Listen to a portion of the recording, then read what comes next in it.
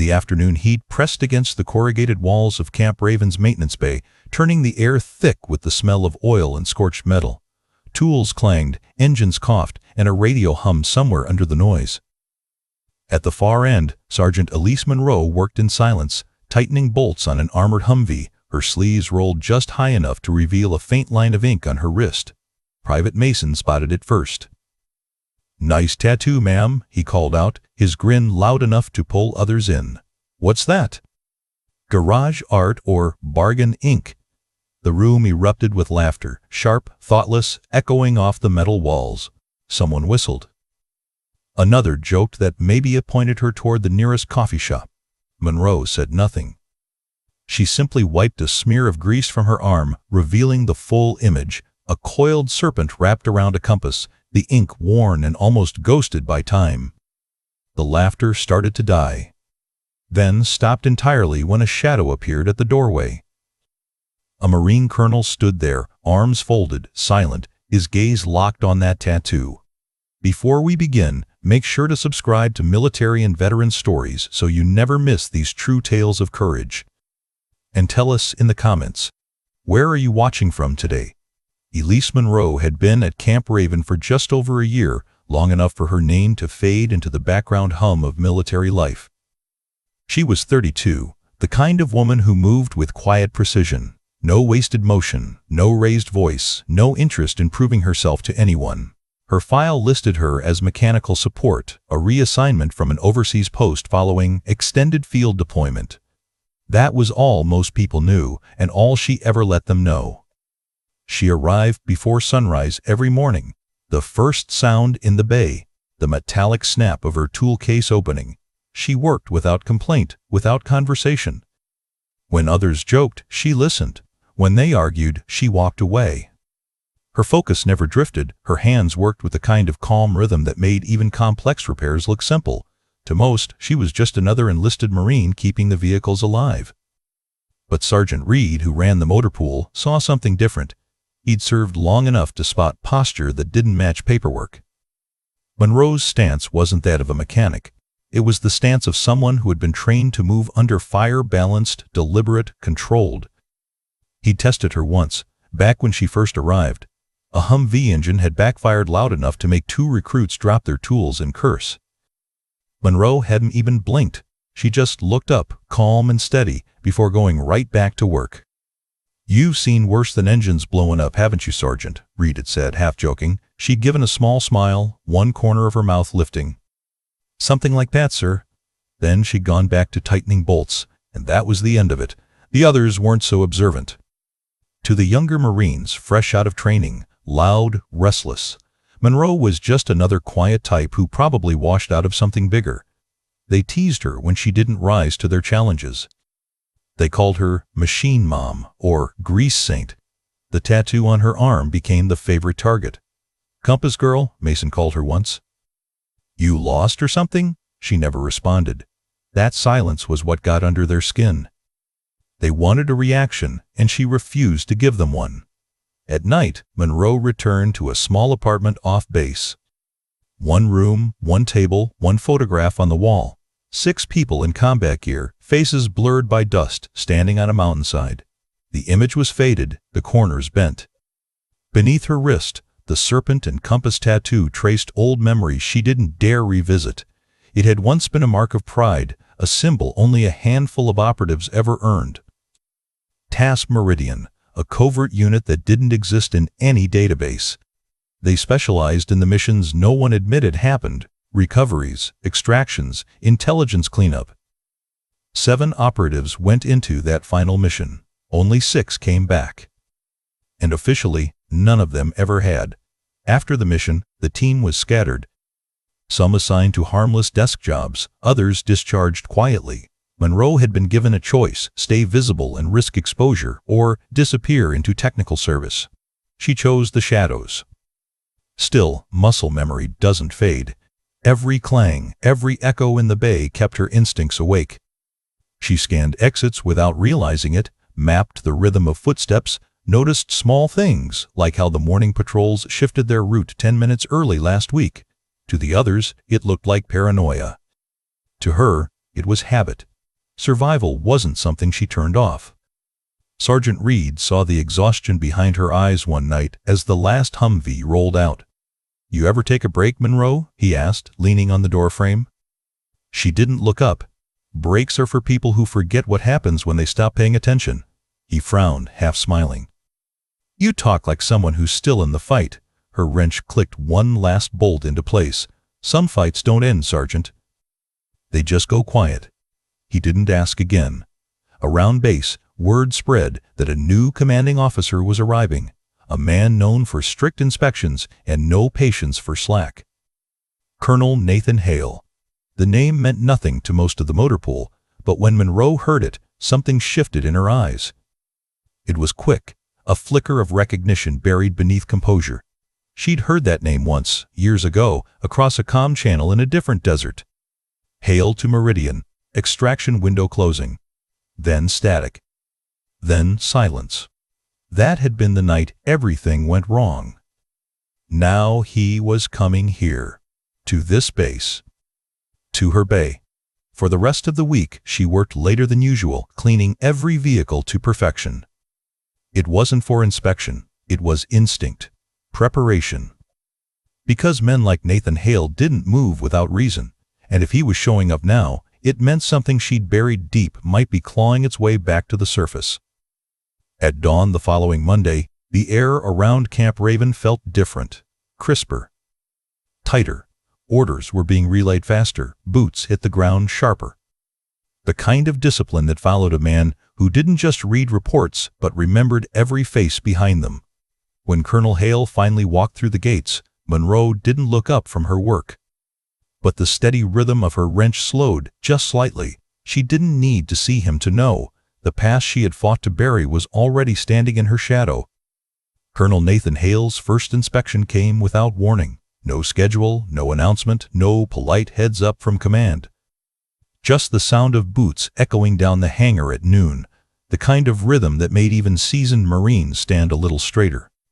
The motor pool was a picture of ordered chaos, grease-streaked uniforms, clattering tools, the metallic tang of effort in the air. Sergeant Reed called the team to attention, wiping his palms on his coveralls. Monroe stayed by the Humvee she'd been working on, tightening the last bolt before stepping back. Her eyes didn't lift, but her posture shifted, alert, centered. Hale walked through the rows slowly, the way officers do when they've spent years commanding both respect and fear. His gaze lingered on small things, posture, equipment readiness, attention to detail.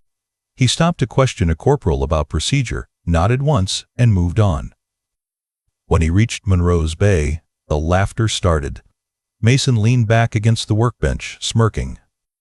"Guess mechanics these days come with souvenirs," he said, nodding at the tattoo on her forearm. "You inked that yourself, or did the wrench slip?" A couple of others chuckled. Reed frowned but didn't step in. Monroe didn't move. Her wrench rested on the fender, her sleeves rolled just high enough to show the faded serpent coiled around a compass arrow. She looked calm, almost detached. Colonel Hale didn't react at first. He scanned her uniform, name tag, and the Humvee's maintenance sheet. Then his eyes caught the mark on her arm. The air seemed to thicken. His jaw tightened just slightly. The serpent's tail looped around a compass needle pointing north. It was small, worn, and half hidden beneath oil stains, but he knew it instantly. His breath caught, his voice lower than before. "Where did you get that mark, Sergeant?" The laughter died mid-breath. Tools froze in hands. The bay went silent. Monroe's tone was soft, steady.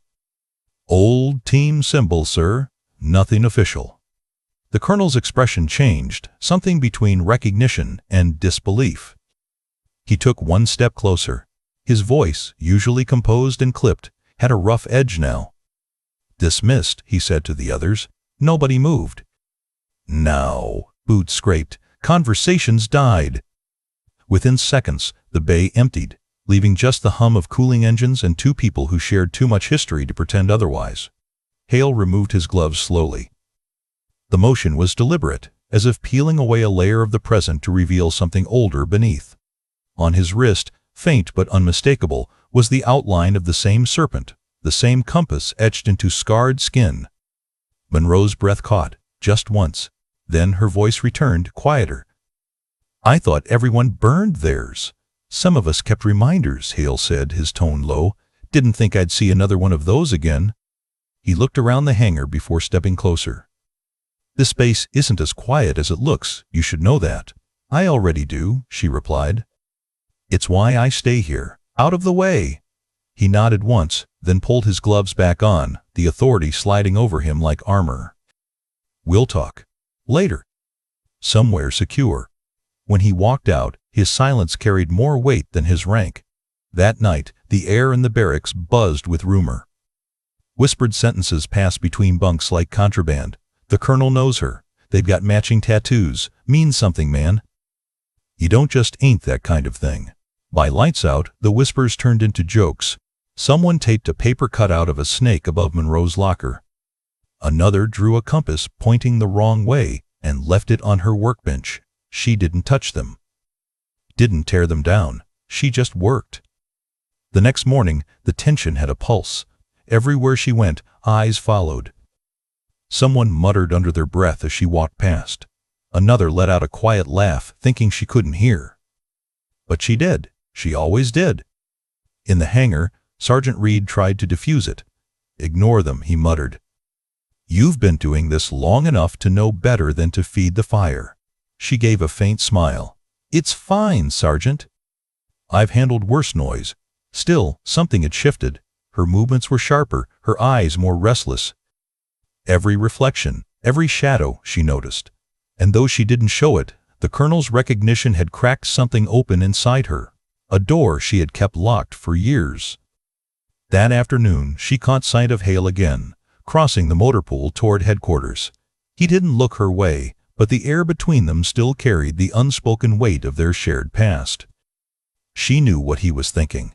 If he remembered the mark, he remembered what it stood for. And if he remembered that, then the past wasn't done with them. She glanced at the serpent inked into her arm. "What would you have done in that moment?" the narrator asked softly. "Would you have walked away or stood your ground?" Because in the quiet between laughter and orders, Elise Monroe knew one truth: sometimes the past doesn't hunt you. Sometimes it waits patiently for you to stop pretending you've moved on. Monroe ignored the jokes, but her mind had shifted into another gear entirely. The laughter from the day before had been replaced with whispers, and the whispers were easier to hear than the jokes ever were. Her senses sharpened. Old instincts she thought she'd buried began to resurface. It started at the chow hall. She caught sight of a man sitting alone at an outside table. He was too clean-cut to be a contractor, too calm to be a tourist. His posture was wrong, shoulders square, back straight, the kind of composure that came from training, not casual confidence. A newspaper lay open in front of him, but he hadn't turned a page in over 5 minutes. Monroe didn't stare. She simply changed her pace, adjusted her tray, and caught the faintest reflection off his wristwatch. Government issue. She'd seen that model before, issued only to certain personnel years ago. He didn't belong there. Across the street, a black SUV idled with tinted windows that never rolled down, no base stickers. No visible plates. It hadn't moved since morning. At first, she thought she was overthinking it. Old habits, resurfacing from a time when paranoia was survival. But by late afternoon, the feeling hadn't passed. Back in the motor pool, Sergeant Reed noticed her scanning the perimeter more often than usual. "You expecting someone, Sergeant?" he asked, keeping his tone casual but curious. She shook her head, but her voice carried weight. "No, sir.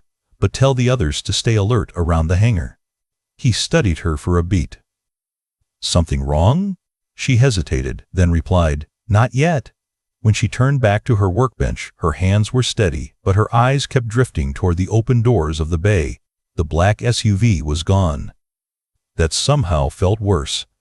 Later that evening, as the rest of the crew packed up, Monroe stayed behind to inventory the tool cage. It was quiet, too quiet for a base that usually hummed with noise. She moved down the rows of drawers, checking tags, marking supplies. When she reached for the socket set, her fingers brushed against paper.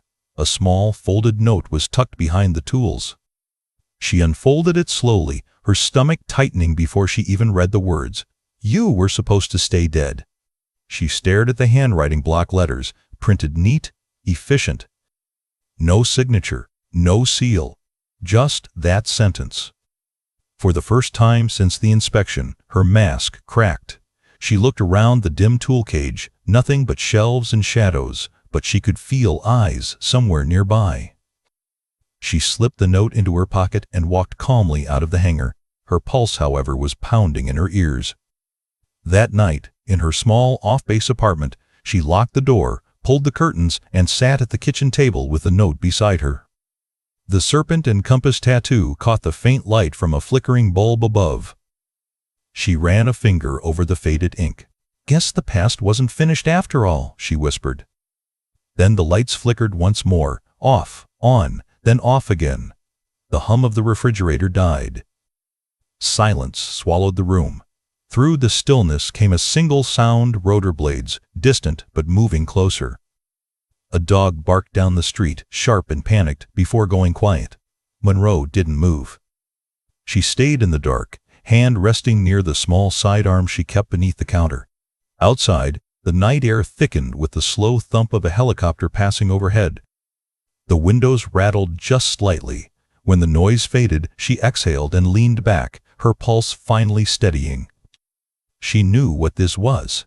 Surveillance. Pressure. A message. Whoever left that note wasn't just threatening her. They were reminding her that Task Meridian was never truly gone. And for the first time in years, Sergeant Elise Monroe realized that silence could be louder than gunfire. The morning sun cut through the haze over Camp Raven, slicing across the motor pool in thin, golden lines. The base was already awake, trucks rumbling, boots echoing, the routine marching on as if nothing had changed. But for Sergeant Elise Monroe, everything had. She barely slept. The words from the note replayed in her mind until dawn. You were supposed to stay dead. It wasn't a prank. It wasn't a mistake. It was a signal, and she knew exactly what kind. By 700 hours, she was walking across the base toward headquarters. Each step was measured, steady. The black SUV from the day before was gone, but she could feel its shadow lingering. When she reached Colonel Nathan Hale's office, his aide looked up. He's in a meeting, Sergeant. Monroe's tone was firm. He'll want to see me. Something in her eyes must have convinced him. A quick call, a short nod, and the aide gestured her through. Inside, the office smelled of coffee, old paper, and discipline. Hale stood behind his desk, posture crisp as ever. The sunlight caught the edge of the insignia on his uniform. Sergeant Monroe, he said, voice even. You're early. Permission to speak privately, sir. He studied her for a moment before waving the aide out and locking the door behind him. When they were alone, the formality melted a fraction. I didn't think I'd see that insignia again, he said quietly, nodding toward the faint tattoo visible on her wrist. Monroe met his gaze. Neither did I, sir. He motioned for her to sit, but she remained standing. The air between them was heavy with things unsaid. Hale walked to a cabinet in the corner, opened a drawer, and pulled out a small black folder sealed with red tape. He placed it on the desk, his expression hardening. 2 years ago, he began, Task Meridian ceased to exist. Officially, at least, mission reports purged. Personnel records reassigned. The files that survived were labeled terminated with loss. He paused, then looked up. 6 of us made it out of the Hindu Kush alive. 2 died before extraction. The rest of us were scattered new names, new lives. You were buried the deepest, Monroe. Maintenance detail, low profile, off the grid. Her voice was calm, but her knuckles whitened against her leg.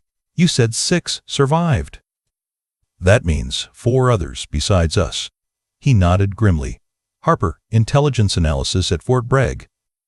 Jackson, logistics in Germany. Reyes, now in tactical training stateside. And Briggs, supposedly running security consulting in D.C. Monroe exhaled slowly. Supposedly? Hale opened the folder and turned it toward her. Inside were printed photos. Grainy, taken from distance, time-stamped, tagged with military formatting she recognized. One showed a woman leaving a base gym, eyes scanning her surroundings. Harper. Another, a man stepping out of a vehicle near a warehouse. Jackson. The third photo made Monroe's stomach tighten, a body on a gurney, face obscured, tagged Briggs, MIA confirmed deceased, vehicular accident. Hale's voice dropped. Reyes was found dead in his apartment last week. They called it a heart attack. Monroe didn't speak. Her mind was already processing angles, patterns, routes. Old habits clicked back into place like a rifle locking into battery. He slid another image forward, a satellite shot, blurry but clear enough to see herself walking from the chow hall to the motor pool. This was taken 3 days ago, her jaw clenched. They're hunting us. Hale nodded. And we're next. For a long moment, neither spoke. The only sound was the faint hum of the office ventilation. Finally, Monroe asked, "Any idea who's behind it?" He hesitated, choosing his words carefully. Whoever it is, they know Meridian's playbook. They're matching patterns, surveillance routes, countermeasures, even internal language. That narrows it down, she said. One of ours. Hale didn't disagree. Could be a leak, could be cleanup. The kind where people erase what's left of what shouldn't have existed. Monroe paced slowly around the desk, eyes scanning the walls. You think Command sanctioned it?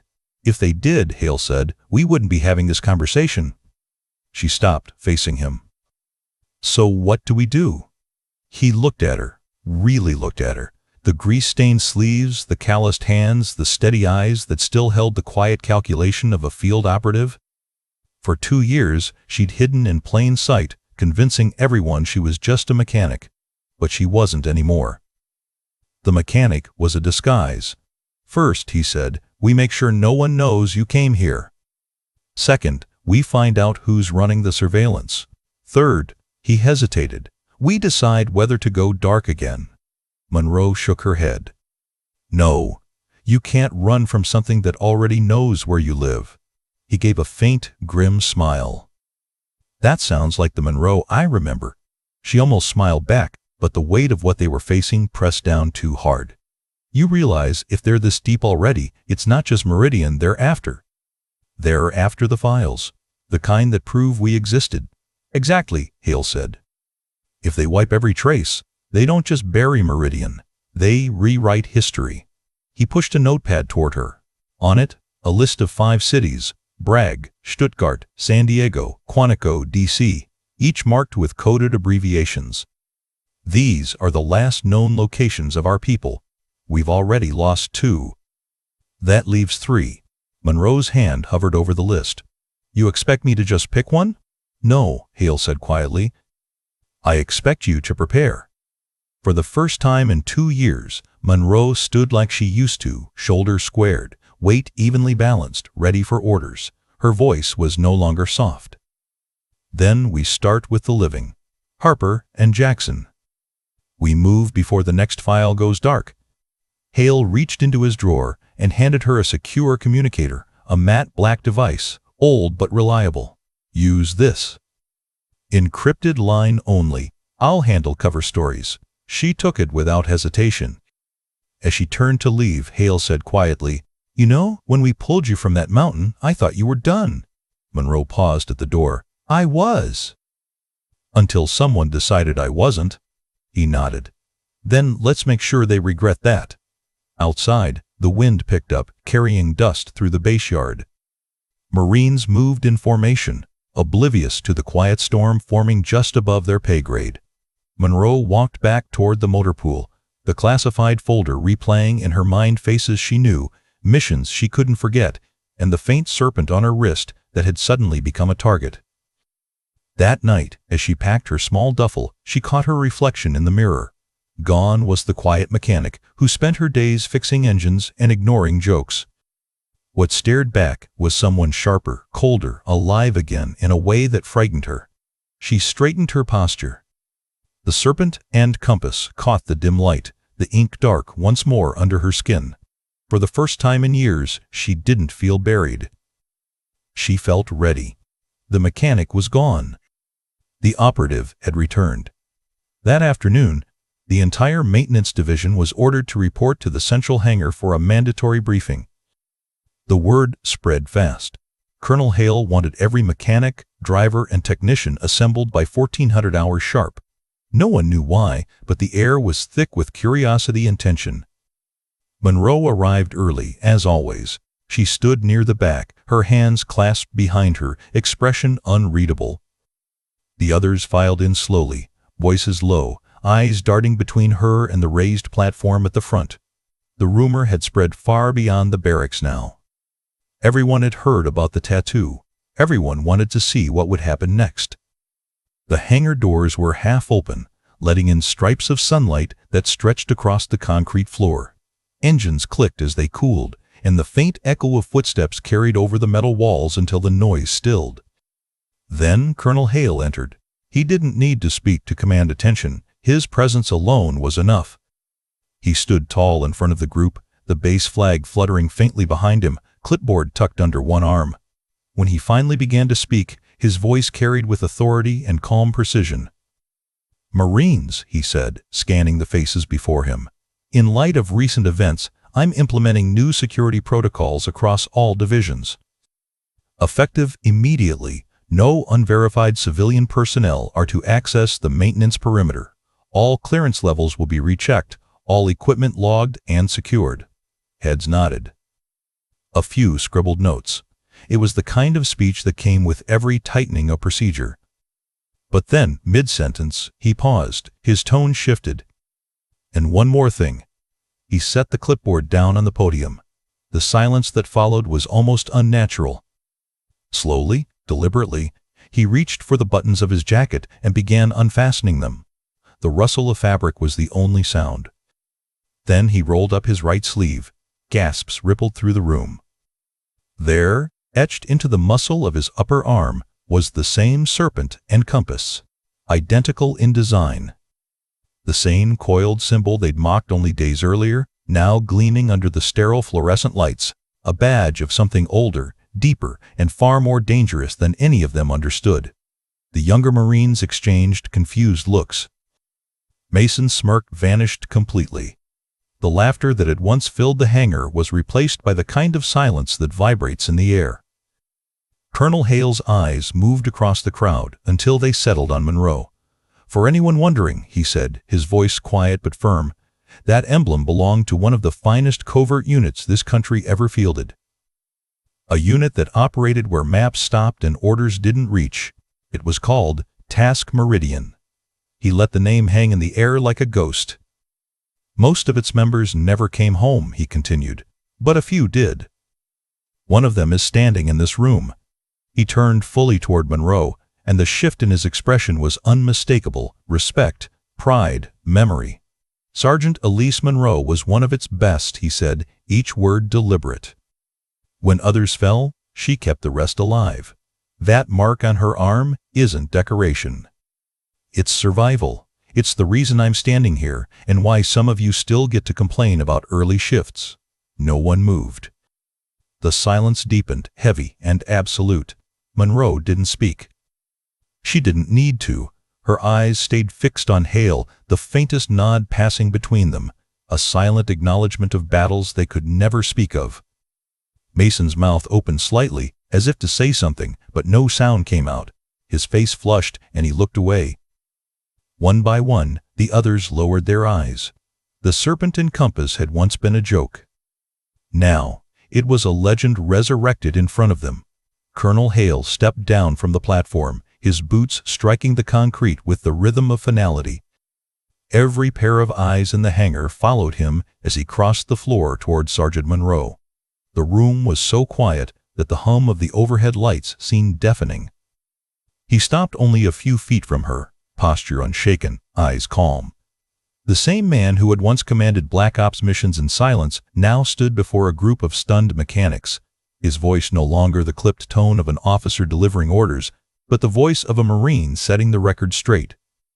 "Every joke you've made about her tattoo," he began, scanning the room, "was aimed at a Marine who saved more lives than you can count." The words hit like a shockwave. No one dared shift. A wrench clattered to the ground somewhere in the back, and even that sound felt out of place. "She's not here because she wanted an easy job," Hale continued. She's here because she did too much, because the kind of missions she ran don't show up in history books. They never will. His gaze swept over the gathered faces, men and women who had smirked, whispered, or laughed days ago. Their expressions were hollow now, stripped of arrogance. Hale turned back to Monroe, the weight of memory in his eyes. When the mountains swallowed our team whole, she brought 3 of us back. She carried a wounded man 5 miles through snow and shrapnel, then called in an airlift from a radio that wasn't even supposed to exist. He took one more step forward. I owe her my life, and so do a lot of people who'll never know her name. The colonel's right hand rose sharply to his brow.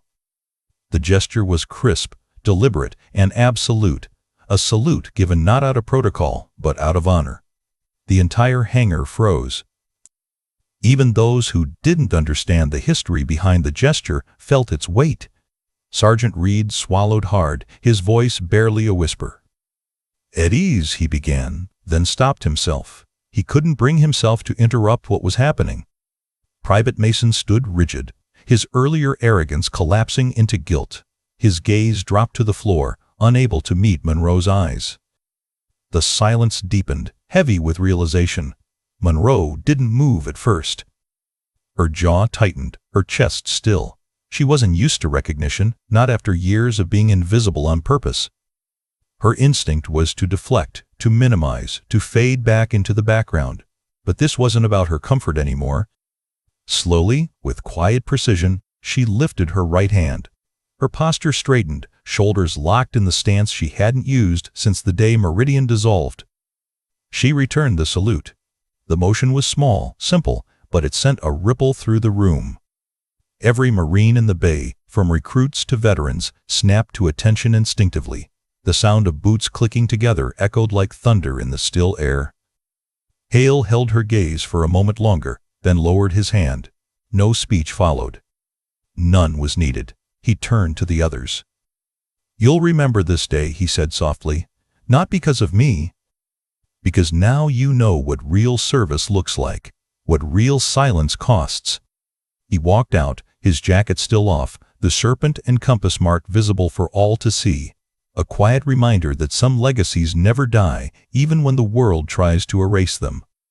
Monroe stood alone for a moment longer. She felt every eye on her, but no one dared speak. The weight of mockery had shifted into something else entirely. Respect mixed with remorse. She turned back to her station, picked up the same wrench she'd been holding that morning, and resumed her work. No words, no victory smile, just the sound of metal turning under steady hands. Outside, sunlight spilled across the flight line, cutting bright patterns across the tarmac.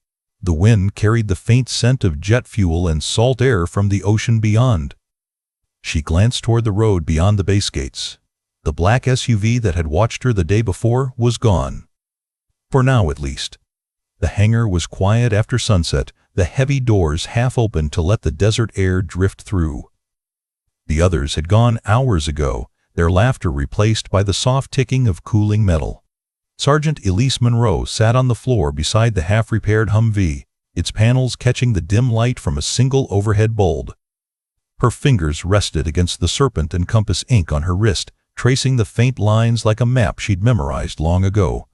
The mark didn't feel heavy anymore. It didn't feel like a secret that needed hiding. For the first time in years, it felt like what it truly was, a direction back to herself. Footsteps echoed lightly behind her. Sergeant Reed appeared from the shadows, hands in his pockets, expression gentler than she'd ever seen.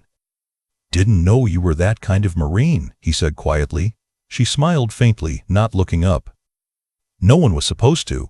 He nodded, lingering for a moment. "Well, ma'am, you've got a whole unit that won't forget again." She didn't reply, but the gratitude in her eyes said everything. Reed gave a respectful nod before turning toward the exit, leaving her alone with the hum of the lights and the distant wind brushing through the open doors.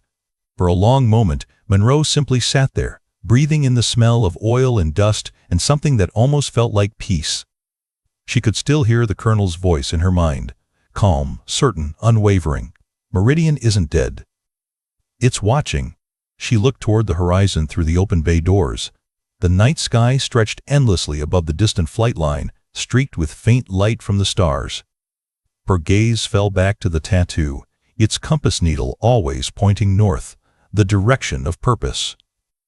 The reminder that even when everything fades, names, missions, recognition, what truly matters stays etched beneath the skin. Sometimes the past doesn't bury you. It waits in silence, patient and steady, until you're strong enough to carry it again. Monroe rose slowly, dusting her palms against her uniform. Outside, the air smelled of jet fuel and ocean salt. Somewhere out there, the rest of Meridian still lived in fragments and memories. But tonight, she felt it again. The connection, the meaning, the call. Honor isn't a title or a patch. It's the way you stand when truth finds you, and the way silence turns to respect when the world finally sees who you are. Some heroes never ask for recognition. They don't wear their past on their sleeves, and they don't speak of the things they've done. They carry their stories in silence until one moment pulls everything back into the light. Sergeant Elise Monroe didn't seek respect. She simply earned it, one quiet act at a time. If you enjoyed this story, please subscribe for more military and veteran stories. These stories keep the courage alive for generations to come. And remember, sometimes the quietest Marine in the room has the loudest history.